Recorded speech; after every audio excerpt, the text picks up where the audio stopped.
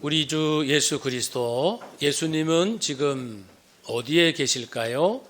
천국에 계십니다. 그리고 때가 되면 이 땅에 반드시 오실 것입니다. 우리는 그 오심을 기다리고 있으니 이름하여 우리를 그리스도인이라고 부르지요. 하나님께 감사와 찬양을 드리고 또 말씀을 나누기 전에 그리스도인으로서 세상에서 살기 위하여 힘쓰고 참으로 애를 많이 씁니다. 우리 서로 격려합시다. 한 주간 수고 많으셨습니다. 네, 사랑하며 여러분을 축복합니다. 대림절입니다. 교회 절기 중에 출발은 대림절, 그리고 성탄절, 그리고 예수님이 이 땅에서 공생애를 시작하는 주현절, 생애의 마지막 고난주간, 그리고 돌아가시고 십자가의 부활절, 성령님이 오셨습니다. 성령강림, 삼일체 주일, 그리고 이제 교회 시대로 계속 진행되다가 대략 12월 첫째 주가 되면은 다시 대림절을 맞게 되죠. 대림절, 기다릴 예수님의 재림, 그래서 재림을 기다린다. 대림절 되겠습니다. 기다림, 여러분 사시면서 많은 기다림의 일이 있었을 것입니다. 무엇보다 부모들은 자녀에 대하여 엄청 기다립니다. 자녀가 철이 들기까지, 자녀가 어떠하기까지 많이 기다립니다. 우리 인생에도 기다림의 일들이 많고요. 사실은 그 기다림 때문에 좋은 결실들이 많은 것 사실입니다. 내가 누군가를 기다려 줌으로 삶이 회복이 되고 다시 일어서게 됩니다. 우리가 잘 아는, 우리 고등학교 때인가요? 솔베이지 노래를 배웠습니다. 학교에서 솔베이지 노래. 솔베이지는 아내의 이름이에요. 남편이 집을 떠나 방황하면서 연락도 없이 떠나 있는 남편을 향하여 아내가 하나님께 기도하며, 하나님, 내 남편이 돌아오게 해주세요. 그러면서 여보, 당신이 만약 천국에 있다면 저를 기다려 주세요. 나도 천국에 가서 우리는 영원히 헤어지지 맙시다. 그 남편, 철이 없고 무책임한 남편, 떠난 남편을 기다리는 그 아내, 솔베이지의 노래입니다. 마침내 그 남편은 돌아왔습니다. 페르퀸트라고. 그때는 이미 나이가 늙고 병들었습니다. 그렇지만 아내는 따뜻하게 맞이해주고 잘 돌아왔습니다. 그래서 남편의 여생은 사랑하는 아내 품속에서 잘 마치게 되었습니다. 누가복음 15장에는 아들을 기다리는 아버지가 나오죠. 아들이 자기 욕심으로 부모의 재산을 먼저 받아가지고 타국에 가서 허랑방탕 알거지가 되었습니다. 아버지는 동구 밖에서 아들을 매일같이 기다립니다. 괘씸한 아들이지만 너무나도 철이 없는 아들이지만 자식에게 이기는 부모 없다고 원하는 대로 해 주었지만 늘 마음이 불안하고 걱정이 돼서 기다리던 그 아버지, 그러나 아들은 정말 모든 걸 다 잃어버리고 왔을 때 아버지는 아들을 야단친 것이 아니라 정말 잘 왔다, 꼭 안아주시고 이제 잔치도 벌려주시고 옷도 입혀주시고, 그분이 아버지입니다. 아들을 향한 아버지의 기다림, 그것이 아들을 살립니다. 이것처럼 우리 인생에 내가 누군가를 기다려 주기 때문에 그가 다시 살아날 수 있습니다. 우리에게는요, 성도에게는 특별한 기다림이 있습니다. 그것은 뭐냐면 다시 오실 예수 그리스도, 주님을 기다리고 있습니다.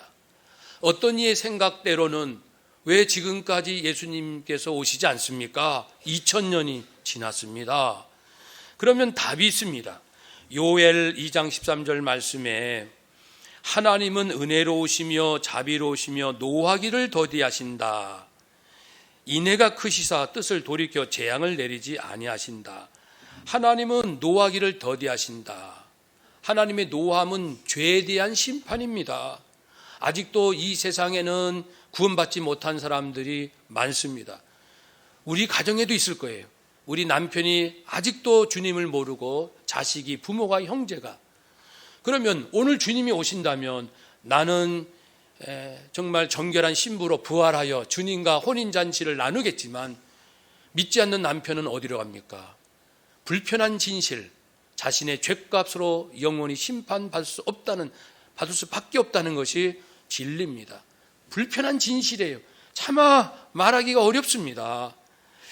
그래서 베드로후서 3장 9절에도 주님께서 다시 오신다 하는 이런 약속, 어떤 이들이 더디다고 생각하겠지만 더딘 것이 아니라 사실 예수님께서는 너희를 대하여 오래 참으사 아무도 멸망하지 아니하고 다 회개하기에 이르기를 원하시느니라.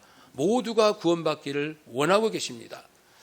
나하고 사이가 안 좋은 사람은 예수 안 믿고 멸망받았으면 좋겠다, 그렇게 생각하시는 분은 아무도 없을 줄 압니다.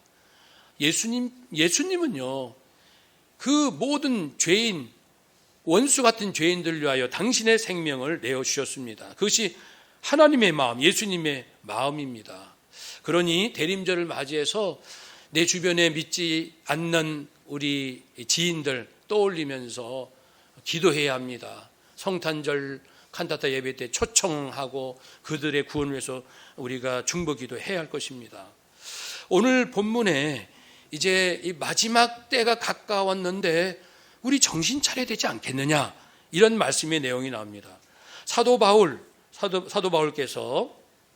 1차, 2차, 3차 전도 여행을 하는데 3차 전도 여행 때 몹시 지치고 몸도 약해졌습니다. 그러나 자기는 지금 고린도에 있지만 로마 교인들을 생각하면서 로마 제국, 그 당시 얼마나 부패했는지 몰라요. 그래서 하신 말씀이, 여러분, 로마 교회 성도님 여러분들 이 시기를 알잖아요. 이 시기를 안다는 것은 교우 성도들은 물론이거니와 당시 로마 제국에 있는 수많은 시민들, 노예들, 그리고 귀족들도 자기들이 허랑방탕한 삶을 살면서도 양심은 있는지라, 그 당시 기록들을 보면 이건 아닌데 뭔가 세상이 끝날이 올 것 같은 불안한 마음을 드러내곤 합니다. 내가 비록 타락의 길을 갈지라도 우리 모두가 타락의 길을 갈 때 나만 그러면은 두렵겠지만 모두가, 그래도 사람들에게는 일말의 양심이 있기 때문에 이러다가는 무슨 일이 일어나지, 이건 아닌 것 같은데 라는 것을 알고 있다는 것을 전제하여 이 말씀을 드리는 겁니다. 여러분, 이 시대가 어떻다는 거 아시잖아요. 자다가 깰 때가 벌써 되었습니다. 이제 우리의 구원이 처음 믿을 때보다 가까웠습니다. 이건 예수님의 재림으로 인한 몸의 부활과 함께 완전한 구원을 말씀합니다. 구원은 이미 지금도 우리가 받았죠. 그러나 부활의 몸을 입은 완전한 구원을 기다린다라는 뜻입니다. 그래서 주님의 때가 가까이 왔음을 그 당시 사도 바울은 실제로 그렇게 믿고 기다렸습니다. 물론 아직까지 예수님은 안 오셨지만 당시 바울은 내가 살고 있는 이 시대에 오실 수 있다라는 믿음을 가졌지요. 우리도 지금 그 믿음을 갖고 있습니다. 12절에 보면 밤이 깊고 낮이 가까웠습니다. 밤이 깊고, 즉 죄가 관영하고 낮이 가까웠다. 그 원어로 하면 완료입니다. 이미 낮이 되었다. 한번 더 합시다. 이미 낮이 되었습니다. 낮이 되었다는 것은 우리 안에 빛이신, 생명이신 예수 그리스도께서 이미 우리 안에 와 계시다는 겁니다. 우리 안에 낮이 있다는 겁니다. 밝은 빛이 있다는 것이죠. 그러므로 우리가 어둠의 일, 죄악된 일을 벗고 빛의 갑옷을 입자. 갑옷은 전쟁할 때 입는 옷이에요.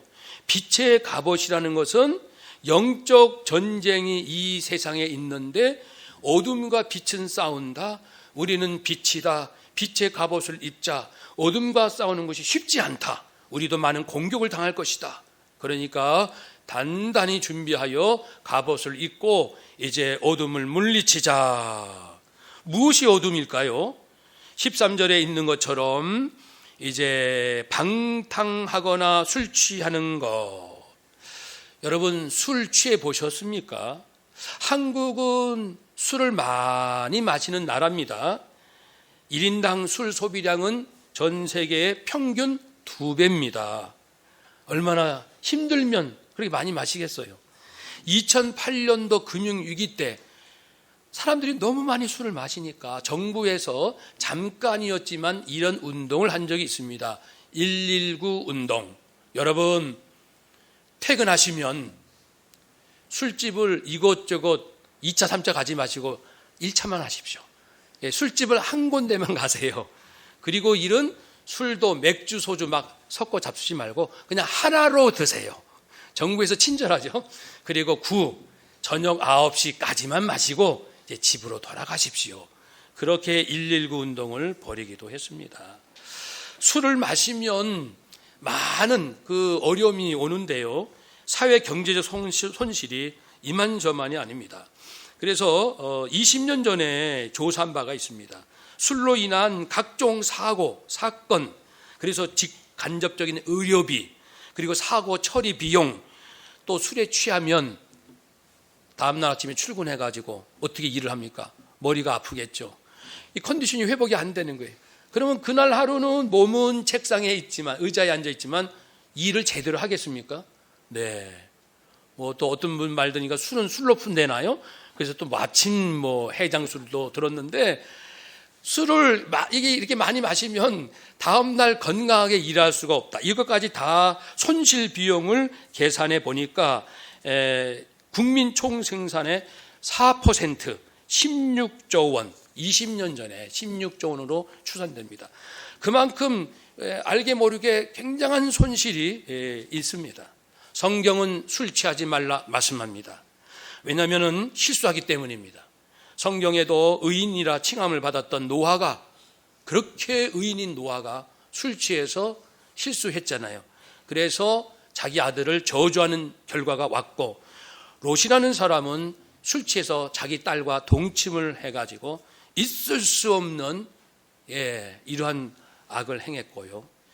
아니 성경에 이런 끔찍한 일도 기록되어 있습니까?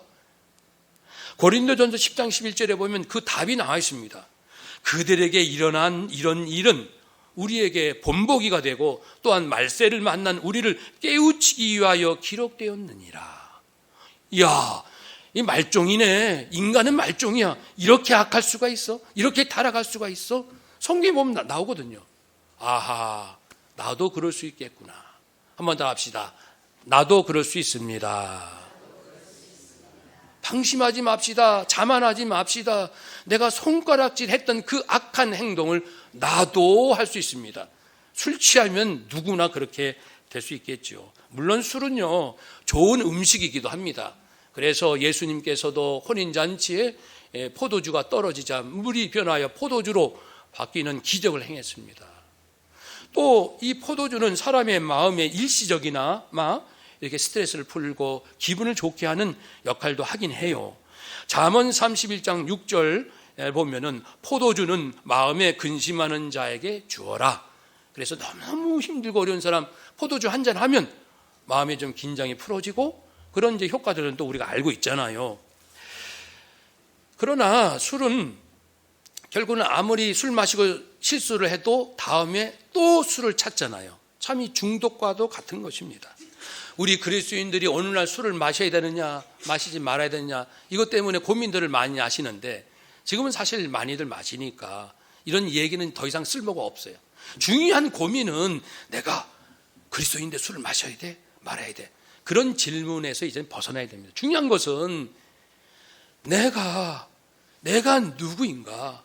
라고 했을 때 나는 택하신 족속이요 왕 같은 제사장이요 거룩한 나라요 하나님의 소유가 된 백성이다. 나는 먹거나 마시거나 모든 것을 하나님의 영광을 위하여 하리라. 이런 기본 자세만 갖고 있다면은 우리가 실수하지 않을 거예요. 물론 술도 나라마다 입장이 달라요. 유럽의 어느 나라는 기독교지만 그 보통 맥주도 성도들도 마시고 목회자들도 마시고 그러나 우리가 마신다는 개념은 달라요. 500cc 한 잔 놓고 2시간, 3시간, 4시간, 5시간, 6시간까지 우리의 커피 개념이 되는 거죠. 또 침례교, 그렇게 믿음이 신실한 침례교인들, 미국의 침례교인들은 절대 포도주를 마시지 않습니다만은 프랑스 침례교인들은 포도주를 마셔요, 식사하면서.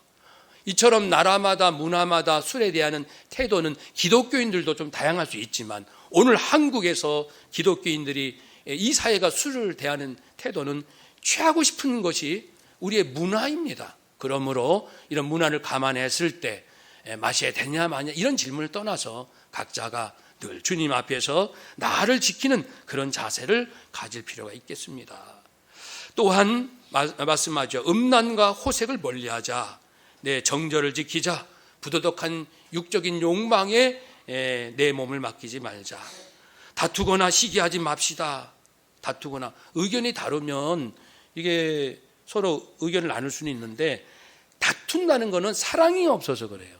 정말 우리가 그리스도의 사랑이 있으면 서로 의견 충돌도 있고 그럴지라도 성령님께서 우리에게 맑은 정신을 주고 깨끗한 마음을 주시기 때문에 내 사사로움을 내려놓고 하나님의 마음을 계속 찾아가잖아요. 중요한 건 사랑.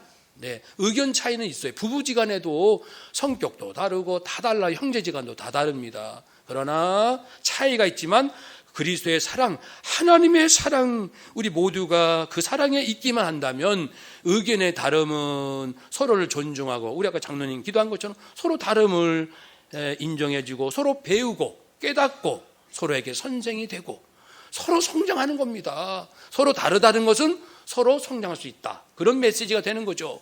한번 더 합시다. 서로 다름으로 함께 성장합니다. 아멘. 재미있는 이야기가 있습니다. 그 성격 검사하는 분이 어느 교회에 가서 성격 검사를 요청을 받아서 했는데 그 교회는요 성격이 거의 같은 거예요. 이게 있을 수 없거든요. 보통은. 목사님 신기해요. 여기 교인들의 성격은 거의 비슷해요. 그랬더니 목사님이 빙그레 웃으시면서 그거 당연할 겁니다. 그래서 왜요? 그랬더니 나하고 맞지 않는 사람은 다 교회 떠나요. 그러니까 목사님하고 맞는 사람만 남는다는 얘기를 싫어합니다. 여러분, 나하고 맞는 사람하고만 사시겠습니까? 나도 못 삽니다. 하나님은 원래 9가지 성격, 16가지 성격 다양하게 만드셨어요. 다르는 것이 당연한 거예요. 사랑만 있으면 다름이 서로를 성장시킨다. 이 얼마나 기쁜 일입니까? 우리의 목적은 성장이지 않습니까? 그래서 이제 우리는 빛의 갑옷을 입어야 합니다. 어둠을 물리치고 빛의 갑옷. 갑옷이라는 것은 전투라는 것을 전제하에 입는 거예요. 무슨 전투요? 무슨 전쟁입니까? 영적 전쟁. 아담의 타락 이후로 영적 전쟁이 이 땅에 있어요. 하나님과 누구와? 사탄 마귀와의 싸움. 게임이 안 되죠. 왜냐하면 사탄 마귀는 같은 말인데 사탄 마귀는 타락한 천사예요. 천사는 피조물, 하나님은 창조주. 어찌 피조물이 창조주를 대들겠습니까? 많은 놀랍게도 하나님께서는 피조물 속에 천사나 사람에게 자유의지를 주셨어요. 하고 싶은 대로 하라. 자유를 주셨지만 책임지라 동시에 말씀합니다. 그래서 특별히 젊은이들, 청년들 잘 들어보세요. 청년이요, 내 어린 때를 즐거워하며 내 청년의 날들을 마음에 기뻐하여 마음에 원하는 길들과 내 눈이 보는 대로 행하라. 하고 싶은 대로 하라. 젊은이들이요, 하고 싶은 대로 마음껏 하시오. 그러나 하나님이 이 모든 일로 말미암아 너를 심판할 줄을 알라. 자유에는 책임이 따른다. 전도서 11장 9절 말씀. 재밌는 것은 천사가 타락했을 때는 다시 용서받고 회복될 기회는 없어요. 그런데 인간은 타락하여 범죄를 할지라도 하나님께서는 그들을 위하여 예수님 보내주시고 예수님의 핏값으로 진실된 믿음을 갖는 자는 다시는 저주받지 않고 용서받아 하나님의 자녀가 되도록 길을 열어주셨습니다. 다시 말씀드려 볼게요. 천사는 한 번 타락하면 다시는 회복이 안 돼요. 근데 죄인 인간은 비록 타락했다 할지라도 하나님 앞에 나와서 자신의 죄를 진실로 참여하는 자, 그리스도의 피값으로 모두 다 용서받고 하나님의 자녀가 될 줄로 믿습니다. 이것이 그래서 성경에 보면 천사가 우리를 부러워한다는 표현이 나와요. 천사가 우리를 너무너무 부러워하는 거예요. 자기들이 볼 때는 죄 짓지 않는 천사가 볼 때는 이 죄덩어리인 인간들이에요. 죄덩어리 인간들. 그런데 예수님 믿고 예수 피값으로 죄값을 다 용서받고 하나님의 자녀가 되어서 왕노릇하는 거예요. 오히려 천사를 부리는 위치에 있는 거예요. 아니, 저들은 죄 지었는데도 나중에 이렇게 우리를 다스리는 위치로 올라가네. 그래서 천사가 구원받은 백성들을 어떻게 한다고요? 부러워한다는 표현을 씁니다. 그렇습니다. 이 세상은 영적 싸움입니다. 하나님께서는 죄인들을 구원하시려는 역사를 하시는데 사탄 마귀는 그것을 방해하는 일을 합니다. 이 영적 감각을 우리가 가져야 됩니다. 우리 눈에는 정치, 경제, 과학기술 이렇게 보이잖아요.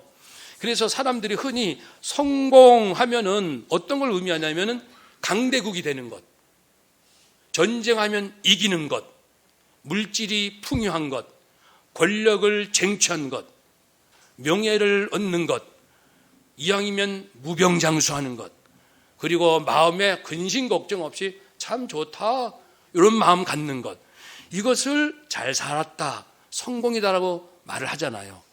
그런데 놀랍게도 하나님은 그렇게 평가하신 적이 단 한 번도 없고요. 성경은 계속해서 말씀합니다. 하나님은 단 두 가지로 인간을 판단하시는데 하나님 눈에는 구원받은 자와 구원받지 못할 자로 나뉠 뿐입니다. 자신의 죄를 용서받은 자와 용서받지 못하여 자신의 죄값을 치른 자로만 보일 뿐입니다. 영원한 생명을 얻은 자와 영원한 멸망에 이를 자, 하나님은 살아계시고 성경은 하나님 말씀이라고 믿는 자와 하나님이 어디 계셔? 성경? 그 사람이 쓴 거지 무슨 신의 말씀이라고 생각하는 자로 나뉘게 됩니다. 예수님의 재림과 자신의 부활을 소망하는 자와 세상에서는 힘이 최고야, 힘이 강한 자가 마음대로 할 수 있는 거지, 그리고 사람이 한번 죽으면 그만이지, 죽은 다음에 또 뭐가 있다고 라고 생각하는 사람, 이렇게 크게 두 부류로 나눕니다. 전쟁에서 우리가 이겼다고 합시다. 저쪽에서 졌어요. 우리 전쟁에서 비록 이겼어도 우리 안에는 구원받을 자가 있고 멸망받을 자가 있고, 전쟁에서 진 상대방 나라에 구원받을 자가 있고 구원받지 못할 자가 있습니다. 그러니까 하나님이 보시는 눈하고 우리가 보는 눈은 정말이지 다릅니다. 여러분, 그래서 우리는 비록 세상에 살지만 세상에 거짓되고 잘못된 가치관에 빠지지 맙시다. 예수님도 기도했습니다. 우리 제자들이 하나님, 제가요 이 세상 떠날 때 제자들도 함께 데려가는 걸 그걸 원하지 않습니다. 제자들은 이 세상에 남아야 됩니다. 복음을 전해야 합니다. 죄인들을 구원해야 합니다. 그렇지만 이 세상이 이제 어떤 세상입니까? 그러니까 예수님께서 기도하시기를, 하나님께 기도하기를 제자들 위하여 한번 따라합시다. 다만 악에 빠지지 않게 보존하시기를 위함이니이다. 아멘. 예수님은 이미 다 아셔요. 우리 주변에 얼마나 많은 죄가 관영한지. 성도들은 비록 연약한 그 질그릇에 불과하지만 우리 안에 예수 생명이 있고 성령 충만하고 말씀이 있기 때문에 우리도 물론 때때로 죄를 짓지만 다시금 일어서서 하나님의 은혜로 다시 일어나고 다시 일어나서 주의 거룩한 삶을 살게 됩니다. 누구처럼요? 어거스틴처럼. 어거스틴은 오늘 본문이 기록된 지 330년 후의 사람입니다. 그런데 그는 19살부터 10년간 온갖 나쁜 짓을 다 하고, 그런데 한쪽에서는 진리를 알고 싶다라는 마음은 있었어요. 그래가지고 만이교회도 빠졌고, 그러다가 믿음의 거장들을 만나긴 했으나 마음이 늘 불안한 거예요. 왜 내 안에는 이런 죄 때문에 내가 이렇게 괴로운가? 그러다가 32살 되던 386년 7월에 그의 고백록에 이런 일이 있습니다. 나는 여전히 내 죄의 포로인 것처럼 느껴졌습니다. 그래서 이렇게 비통하게 부르짖었습니다. 나는 언제까지 내일 내일 하여야 하는가? 왜 지금은 안 되는가? 나는 왜 이 숱한 나의 추한 죄를 청산하지 않는가? 나는 내내 울면서 이렇게 자문했습니다. 내 마음속에서 가장 비통한 슬픔의 눈물이 쏟아졌습니다. 그런데 난데없이 어디서 어린아이가 노래 부르는 소리가 들렸는데, 집에서 들고 일어라, 집에서 들고 읽어라, 이런 후렴 가사가 들리는데 마치 하나님께서 얘야 성경을 들고 읽어라 이렇게 들리는 거예요.